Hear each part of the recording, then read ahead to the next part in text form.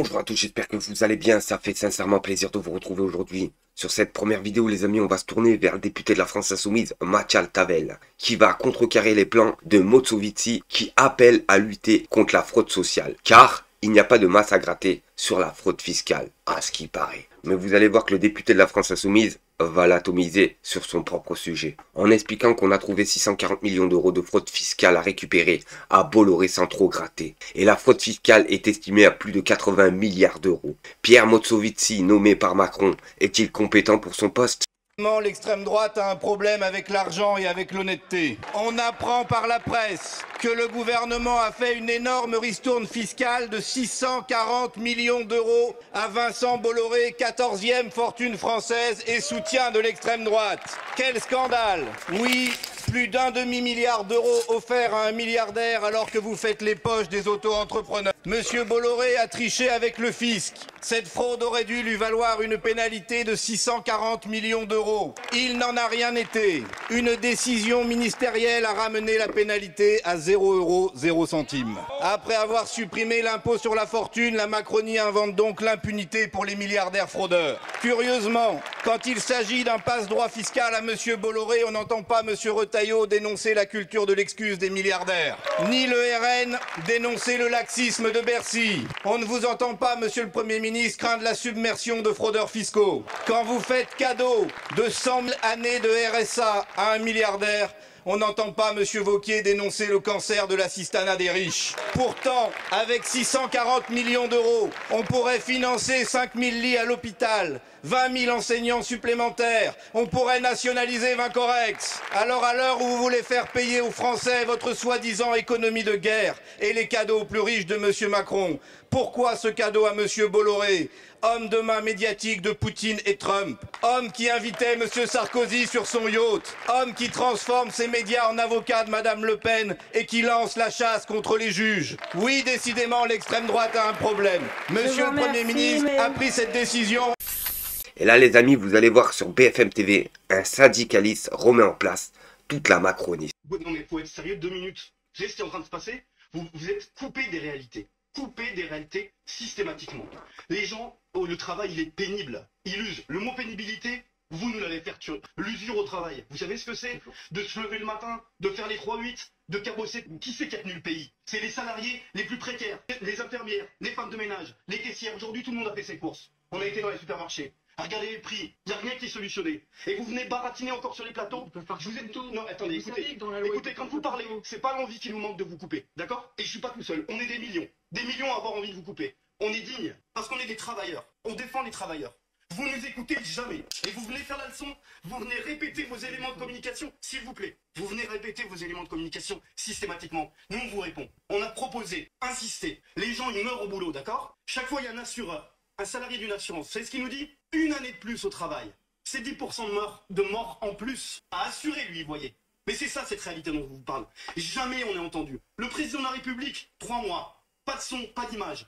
Ni à monsieur Philippe Martinez, ni aux autres organisations syndicales. Et vous nous racontez quoi? La même sérénade, la même salade, 3 mois après, avec des millions de gens dans la rue, les policiers n'en peuvent plus. Les pompiers n'en peuvent plus, les infirmiers n'en peuvent plus. Vous croyez qu'on va vous dire quoi? Qu'on va discuter tranquille avec vous? On n'en peut plus. Et vous n'entendez pas une seule chose. Nous, on est respectueux des institutions. On est respectueux de la démocratie. On sait comment on a été arraché dans ce pays. Il y a eu un Conseil national de la résistance. La CGT, elle était là. D'accord? Donc quand il est grave, quand il est minuit dans le siècle, on est là. Quand il faut faire des manifestations, les organiser, on le fait, par millions. Sauf qu'on a vu, et on le dit, c'est la chaîne de commandement qui est discutée. C'est les ordres du préfet qui ont changé. Parce qu'on a vu la différence entre monsieur l'Allemand et monsieur Nu. Comment ça se fait pendant 2 mois et demi? Tout se passe bien. Pourquoi tout se passe bien? Parce qu'on est digne, on est des travailleurs, on a perdu du salaire. Et on vous demande d'arrêter de mentir, les 1200 euros, on sait que c'est faux. La pénibilité, c'est pas vrai. Sur les seniors, vous mentez encore. Que voulez-vous qu'on vous dise aujourd'hui? On dit qu'une seule chose. S'il nous tend la main, la seulement à attendre, c'est d'apaiser, de retirer, de ne pas appliquer ce projet.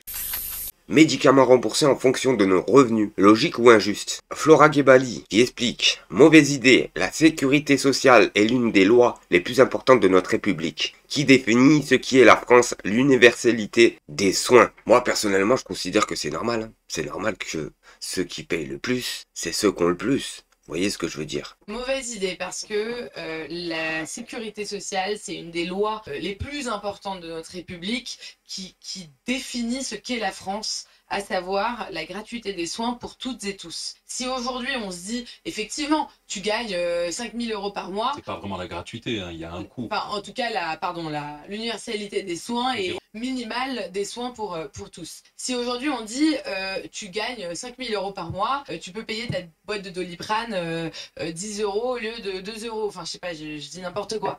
Oui, dans les faits, tu peux. Le problème, c'est qu'on a construit un modèle social unique au monde, une république unique au monde, qui a un coût énorme, mais qui est le choix de la France. Donc, en fait, à un moment, si on a des politiques qui n'ont pas avant la mondialisation, qui ne savent pas ni nous défendre, ni nous protéger, et qui maintenant se mettent à détricoter les valeurs même de la France n'est plus la France, alors merci. Qu'est-ce que ça veut dire? Mourad, alors ça, c'est encore une énorme connerie que nous sort la Cour régionale des comptes. Organisme régional, moi parce que je les ai tellement eu que je veux juste leur expliquer une chose. Aujourd'hui, quand tu gagnes 5 000 € par mois, tu paies plus de charges que quelqu'un qui en paie 1004 ou 1003. Donc tu as plus d'assurance maladie qui sont payées sur ton salaire. Donc déjà, tu cotises beaucoup plus. Quand on parle des très riches, un chef d'entreprise qui va gagner, enfin un chef d'entreprise salarié, hein, parce que vrai, un chef d'entreprise, il n'est pas salarié, qui va gagner 30 000 € par mois. Il va payer des charges sur 30 000 €. Donc, il va payer 70% de 30 000 € par contre. Donc, il va abonder au financement. Il va abonder. Par contre, si demain il est malade, il sera remboursé sur la base de 6 000. C'est-à-dire que d'un côté, c'est capé, de l'autre, ça l'est pas. Sur le paiement des charges, ça l'est pas. Sur le remboursement, donc, rien qu'avec ça, il a largement contribué au fait de pouvoir être remboursé s'il est malade, il me semble. Donc, les gens les plus riches payent déjà plus pour être remboursés que les moins. Et là, je vais abonder dans le sens de Charles.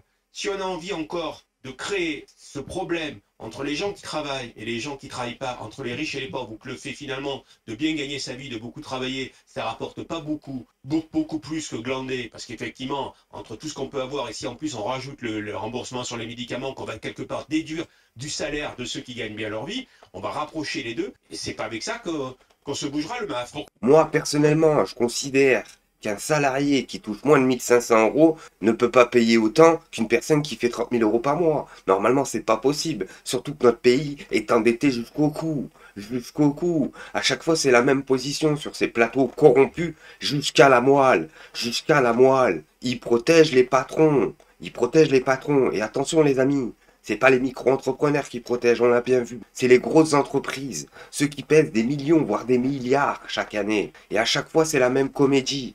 Alors on peut taper sur le petit peuple qui travaille, on peut taper sur les micro-entrepreneurs qui galèrent et qui touchent même pas 3 000 € par mois. Mais par contre, attention, calmez-vous. Si vous osez parler des grands patrons, on vous arrêtera tout de suite. Et sur cette dernière vidéo, les amis, regardez le mépris et l'arrogance de la secte Renaissance d'Emmanuel Macron. Depuis 2017, ces escrocs n'ont jamais écouté personne. Ils font exactement ce qu'ils voulaient, sachant qu'on allait droit au mur. Aujourd'hui, la France est ruinée. La question, qui va payer? Non, comme une prochaine fois, je vais juste vous donner la parole. On a donné la parole. Regardez, les gens veulent parler, vous les empêchez. Tout le monde de s'exprimer. Vous n'êtes pas propriétaire de votre ville, monsieur le maire. Vous leur devez le respect. Je ne répondrai pas sur le point. Je voulais juste, monsieur Léran, un comédien, je vais jouer votre comédie et je vais rendre. Et je vais juste vous remettre le rapport de la Chambre régionale des comptes de Moissac qui a été audité il y a un an, où on parle de l'association de Moissac Animation Jeune, où justement le magistrat de la Chambre des comptes indique bien qu'il y avait un conflit des genres entre la mairie et cette association. Nous avons donc dû revoir, selon les recommandations de la Cour des comptes, la gestion de cette association. Je vous le remets, monsieur le ministre, quand on aura. Et monsieur Vallès, candidat au LREM, La République En Marche, qui est ici aussi présent. Donc je vois qu'il y a beaucoup de gens qui sont candidats ou qui ont été candidats pour La République En Marche il y a 2 ans. Excusez-le. Excusez-le, il sait ce qu'il fait. Moi, je tiens à préciser avec une âme malade que nous ne connaissons pas, aucun cas. Donc les gens ont le droit de faire politique. C'est pas monsieur le préfet. Je redis et je redis. Et dans l'association, ce que je vous propose, c'est qu'on fasse. Les associations sont partenaires dans la ville et nous les aidons. Et je vous laisse parler. Le fascisme, c'est mourir, empêcher de dire aussi. Sa définition, le Barthès. Le Barth. Je vous conseille de la mauvaise prononciation de l'autre.